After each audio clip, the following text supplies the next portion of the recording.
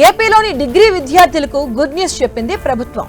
వచ్చే విద్యా సంవత్సరం నుంచి డిగ్రీ విద్యార్థులకు మైనర్ సబ్జెక్టుగా క్వాంటమ్ కంప్యూటింగ్ అలాగే కృత్రిమ మేధ, మిషన్ లెర్నింగ్ కోర్సులను ప్రవేశపెట్టబోతుంది. ఇప్పటి వరకు బీటెక్ వంటి సాంకేతిక విద్య చదివే వారికి మాత్రమే అందుబాటులో ఉన్నటువంటి ఈ కోర్సులను సాధారణ డిగ్రీ విద్యార్థులకు ప్రభుత్వం అందుబాటులోకి తెస్తుంది.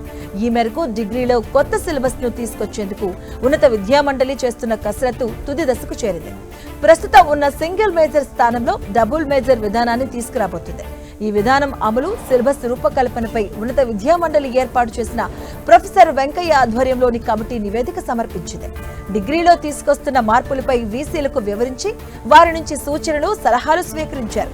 ఉన్నత విద్యలో సంస్కరణల పేరుతో గత ప్రభుత్వం సింగిల్ మేజర్ సబ్జెక్టు విధానాన్ని తీసుకురాగా ఈ విధానంలో అన్ని రకాల సబ్జెక్ట్స్ ను విద్యార్థులకు అందుబాటులో ఉంచాలి అంటే ఎందరో అధ్యాపకులు అవసరమో అన్నది పట్టించుకోలేదు.